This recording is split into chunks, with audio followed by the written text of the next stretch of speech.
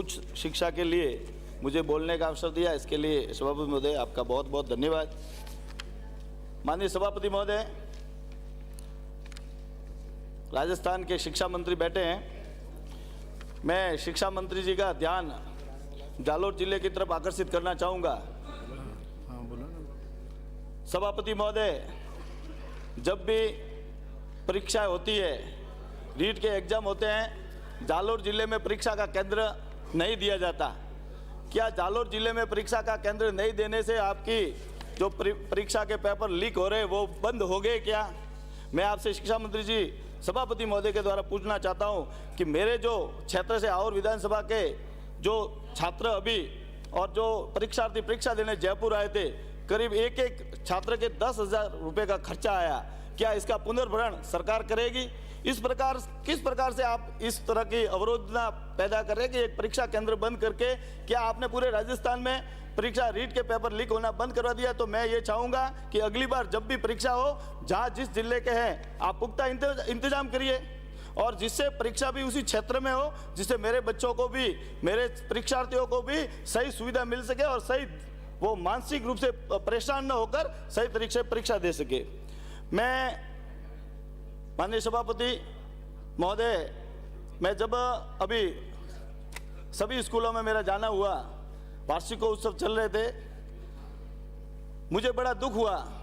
सभी के सभी विद्यालय जो माध्यमिक उच्च माध्यमिक विद्यालय कर्मोन्नत भी हुए, कहीं पर भी शिक्षक है ही नहीं। सिर्फ अभी जो विद्यालय सहायक, अभी जो वहाँ पंचायत सहायक से विद्यालय सहायक बनाए हैं, उनके भरोसे विद्यालय चल रहे हैं। 2-2 स्टाफ, 3-3 स्टाफ और 400 छात्रों की संख्या के साथ में चल रहे हैं। मैं माननीय शिक्षा मंत्री जी का ध्यान आकर्षित करना चाहूँगा कि मेरे विधानसभा में जितने भी स्कूल हैं, उनको कम से कम जो वास्तविक विषयवार तो उनका अध्यापन के लिए, बच्चों के अध्यापन के लिए, अभी सादुल शहर से आने वाले माननीय सदस्य ने कहा कि वहाँ पर पढ़ने वाले छात्र गरीब वर्ग के जाते हैं, किसान वर्ग से जाते हैं। तो क्या वो अध्यापक नहीं होंगे तो वो गरीब वर्ग और किसान वर्ग का बच्चा कैसे पढ़ेगा? माननीय सदस्य, तो मैं आपका ध्यान आकर्षित करना चाहूँगा कि मेरे क्षेत्र में और विधानसभा में करीब 80 से 85 उच्च माध्यमिक विद्यालय, वहाँ आप एक बार लिस्ट मंगवा लेना।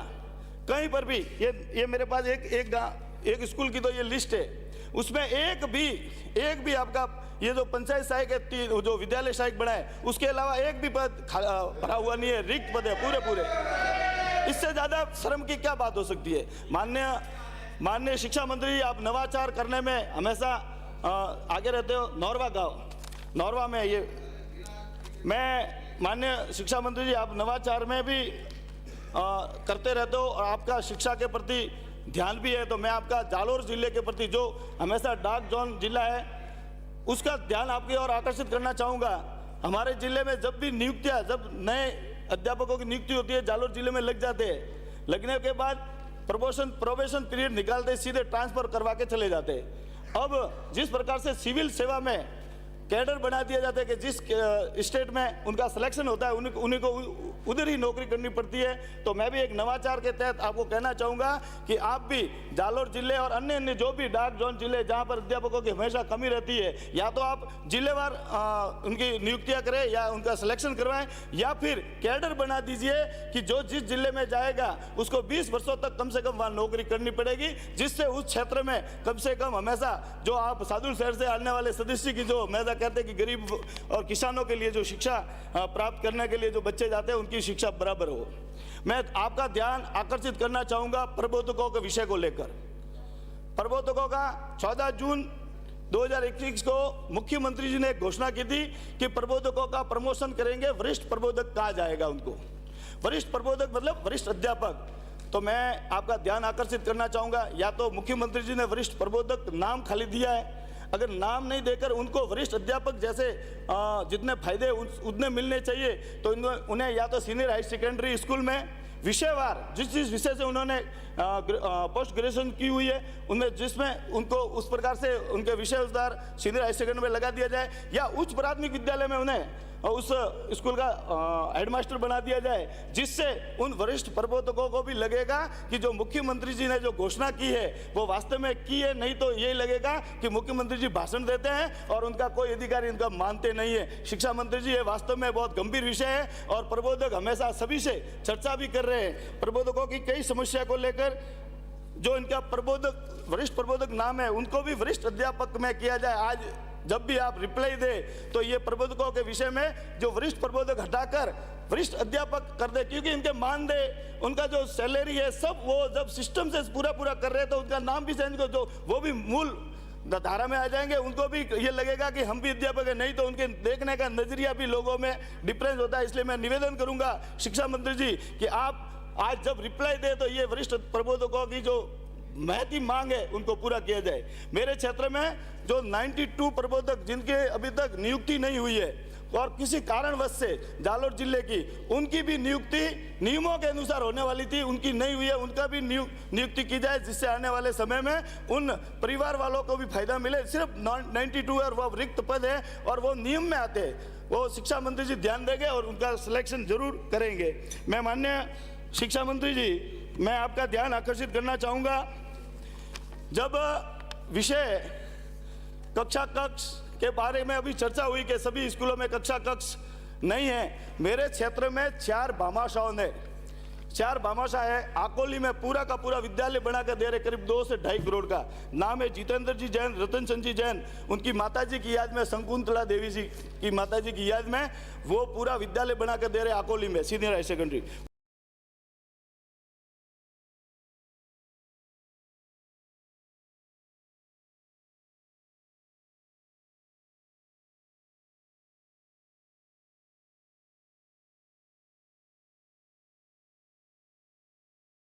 उसी प्रकार से 3 कक्षा कक्ष बना के दे रहे। जिला स्तर पर कई कलेक्टर ने उनको सम्मानित नहीं किया, काम चल रहा है। मैं तो ये चाहूंगा शिक्षा मंत्री जी के इनका जो पूरी की पूरी बिल्डिंग बना के दे रहे, राज्य स्तर पर उनको बुलाकर उनका सम्मान करें। और उन व्यक्ति का सम्मान मैं जिनको कहना चाहूंगा कि पूजनीय आत्मानंद जी बावसी, जिन्होंने आज से 60 वर्ष पूर्व पूरे जब शिक्षा की बहुत कमी थी, हर गांव में जब प्राथमिक विद्यालय भी नहीं होते थे, उस समय उन्होंने बड़े बड़े शहरों में छात्रावास खोले थे। उनके नाम का एक पुरस्कार घोषित करके छात्रावास जिन्होंने बनाए थे आत्मानंद जी सरस्वती धाम ने, तो वहां मैं आपको निवेदन करूंगा कि उनके नाम का पुरस्कार घोषित करके उन्हें सभी को, ये रतन चंद जी है, जितेंद्र जी है, प्रवीण कुमार जी है, जवेर चंद जी है, उन्हें पुरस्कार दिया जाए। और राजस्थान में एक आत्मानंद जी पुरस्कार के नाम से घोषणा करके उन्हें पुरस्कार दे, जिससे आने वाले समय में जो भी भामाशाह होंगे उन्हें प्रोत्साहित मिलेगा कि वास्तव में हमें कुछ ऐसा करना चाहिए जिससे हमें प्रोत्साहन मिलता है। राज्य सरकार भी इसका कहीं न कहीं अनुमोदन करती है। मैं धन्यवाद दूंगा उन्हें भी जो इस प्रकार के काम करते हैं।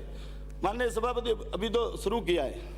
माननीय सभापति महोदय, मेरी कुछ विशेष मांग है। मैं मांग करूंगा कि रोडला, चांद्रई, भवरानी, संकवाली, हरजी और गुड़ा बालोतान में विज्ञान संकाय खोले जाए। इस विद्यालय में बड़े बड़े गांव हैं और वास्तव में वहाँ छात्रों की संख्या भी पूरी है। आप भले रिकॉर्ड मंगा लेना, वास्तव में इन विद्यालयों, इस स्कूलों में अगर विज्ञान संकाय खुल जाए तो वहाँ के छात्रों का हित होगा। उसी प्रकार से मैं निवेदन करूंगा आपसे कि जिस प्रकार से कुछ विद्यालय जो ग्राम पंचायत स्तर के विद्यालय हैं, गांव है बेदाना कला, मीठड़ी, सुमेरगढ़ खेड़ा, सेलड़ी, बुडोत्रा और बिजली, ये ग्राम पंचायत स्तर के गांव है। जिस प्रकार से सरकार ने घोषणा की थी कि सभी ग्राम पंचायत मुख्यालय पर सीनियर हाई सेकेंडरी स्कूल होंगे। पूर्व में वसुंधरा राजे जी की सरकार ने भी किए, उससे पहले भैरू सिंह जी ने उच्च प्राथमिक विद्यालय बनाए थे। तो मैं इसी प्रकार से अभी जब परिसीमन हुआ तो हमारे क्षेत्र में एक भी ग्राम पंचायत नहीं बनी, लेकिन ये जो गांव है बेदाना कला, मीठड़ी, सुमेरगढ़ खेड़ा, सेलड़ी, बुडोत्रा और बिजली, इनमें क्रमोन्नत करके उच्च माध्यमिक विद्यालय बढ़ाया जाए, क्योंकि ये आबादी के हिसाब से भी बहुत बड़े गांव हैं और इनमें बच्चों की संख्या भी पूरी। मैं निवेदन करूंगा शिक्षा मंत्री से कि इन स्कूलों का आप क्रमान्वित करवा के वहाँ के बच्चों को भी लाभ दे। कक्षा कक्ष की अगर व्यवस्था देखें तो सराना, नौसरा, जोड़ा, छिपरवाड़ा, सनवाड़ा, छांडन, किशनगढ़, मोईवाड़ा, कोराना, अगवरी की बालिका विद्यालय, पादली की बालिका विद्यालय, बागुंदा, मडला और बेदाना ऐसे स्कूल है जहां पर वास्तव में कक्षा कक्ष की आवश्यकता है। मैं आपका ध्यान आकर्षित करना चाहूंगा, इन कक्षा कक्षों के लिए भी आप बजट आवंटित करें। माननीय सभापति महोदय, मैं बार बार शिक्षा मंत्री जी से भी मिला हूं और अवगत भी कराया मैंने। एक आलावासी है गांव, वहाँ प्राथमिक विद्यालय है और वास्तव में वहाँ बच्चों की संख्या आप देख लेना रिकॉर्ड में, उसकी घोषणा तो आलावासी की, जो वहाँ के सभी जो वहाँ सिर्फ और सिर्फ अनुसूचित जनजाति के छात्र पढ़ते हैं, पूरा का पूरा गांव अनुसूचित जनजाति का है। आपकी बड़ी कृपा होगी आज अगर मांग में घोषणा करते, मैं आपको धन्यवाद दूंगा। मुझे बोलने का अवसर दिया इसके लिए बहुत बहुत धन्यवाद। जय हिंद, भारत माता की जय।